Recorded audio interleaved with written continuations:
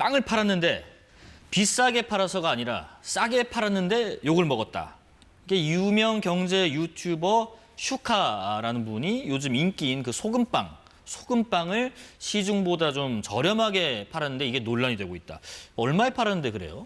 구독자 360만 원 보유한 경제 유튜버 슈카 씨가 지난달 30일 서울 성수동에 팝업 스토어를 열었습니다. 이 팝업 스토어를 통해서 소금빵을 팔았는데 소금빵을 990원에 팔았습니다. 5,000원이 안 되는 가격. 조금 싸긴 하네. 한 2,000원, 3,000원대 하는데. 예, 소금빵 외에도 베이글, 바게트 등도 990원에 팔았고 35종의 빵, 케이크 모두 상당히 저렴한 가격에 판매했습니다. 그러니까 지금 슈카 씨가 유명인이고 또 소금빵을 1,000원이 안 되는 990원에 시중보다 좀 저렴하게 팔았다. 그런데 지금 반발을 하시는 분들이 이제 자영업자분들, 특히 같은 동종업계 분들이 이 마치 우리가 그러면 빵을 비싸게 팔고 있는 거야?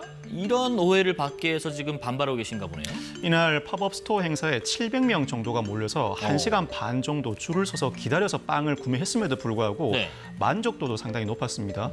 슈카 씨가 이와 같은 행사를 기획한 이유로 경쟁을 통해서 빵값을 낮추어 볼 수 있다는 점을 보여주고 싶었다고 합니다. 이를 위해서 산지 직송으로 원가를 낮추고 빵 모양을 단순화함으로써 인건비를 낮추었다고 합니다. 그런데 빵 가게 업자들의 반발이 상당합니다. 빵집 운영자가 인터넷 커뮤니티를 통해서 소금빵의 원가가 이미 1,000원을 넘어서는데 990원에 판매하는 것 자체가 원천적으로 불가능하다. 뿐만 아니라 기존 빵집들이 마치 폭리를 취하는 모양새가 되었다. 임대료와 인건비가 들어가 있지 않은 원가 산정이다. 유통에 거품이 끼어 있는데 자영업자들만 잡고 있다는 비판이 이어지고 있습니다. 그러니까 저도 댓글들 몇몇 보니까 비슷한 의견들이 있더라고요. 아니 그럼 우리가 지금까지 비싸게 산 거냐라는 의견 등등이 있는데 슈카 씨는 팝업이었고 또 이제 직거래 통해서 원가도 되게 낮췄고 해서 좀 상대적 차이가 있는 부분을 좀 간과한 부분이 기존의 자영업자분들이 좀 반발하는 것 같은데 뭐 이미 빵 판 건 어쩔 수 없을 테고 그럼 슈카 씨는 어떤 대처를 하고 있나요? 슈카 씨는 애초에 요즘 물가가 지나치게 많이 올랐고 특히 빵값이 천정부지인데 나름대로 해결 방안을 보여주고 싶었다고 합니다. 그럼에도 불구하고 자신이 예상하지 못한 논란이 이어지다 보니 결국 사과를 하고 나섰습니다. 지난달 31일에 자영업자를 비난한 적은 없고 나름 빵값의 구조 문제를 이야기하려고 했는데 다른 방향으로 해석돼 안타깝다면서 재차 사과 의사를 밝혔습니다. 그런데 이제 이런 논란들 또 사과까지 이어졌습니다만 여기서 하나 궁금한 부분이 있습니다. 과거에 그런 일이 있었어요.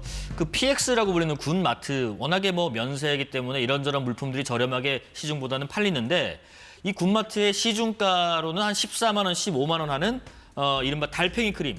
이 달팽이 크림이 7, 8천 원에 팔려서 인기 품목 1위에 막 오르고 이랬다더라고요. 뭐 여자친구한테 선물하기도 하고 부모님한테 선물하기도 하고. 그런데 이게 15만 원짜리가 7, 8천 원에 팔리니까 시장 가격을 교란한다. 그래서 판매가 중단되기도 했는데 이번 사건처럼 혹시 시중가보다 많이 저렴하게 초저가로 판매를 해도 법적으로 문제를 제기하면 처벌받을 수 있고 뭐 제재가 될 수 있는지 뭐 이런 부분도 궁금합니다. 공정거래위원회가 규제하는 불공정 거래 행위 중에는 염가 판매라는 것이 있습니다.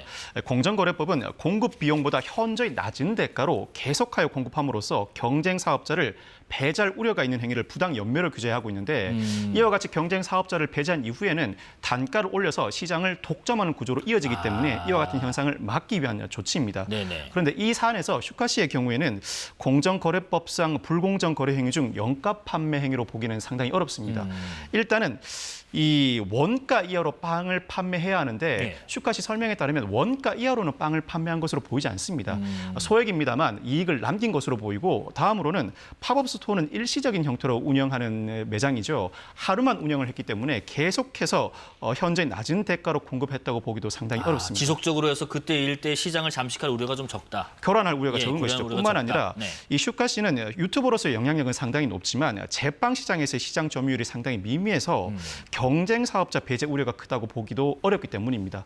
참고로 공정거래위원회가 이미 지난해 이 문제를 해결하겠다면서 제빵업 유통구조 개선 방안 마련에 나서기도 했지만 분석은 끝났으나 대책은 내놓지 못하고 있습니다. 분석 결과에 따르면 인건비가 상당히 높고 무엇보다 재료 유통 구조가 복잡하다. 우리나라는 밀 수입 의존도가 99%에 이르고 소수 대형 프랜차이즈 시장을 과점하고 있다는 취지의 분석을 내놓았는데 여기에 현실적으로는 임대료 부담이 빵값 인상에도 영향을 미치고 있는 것으로 보입니다. 결국 공정위가 분석은 해놓고 대책은 내놓지 못하고 있는데 자연스럽게 관련 규제 손질과 경쟁 촉진 방안을 모색해야 할 시점으로 보입니다.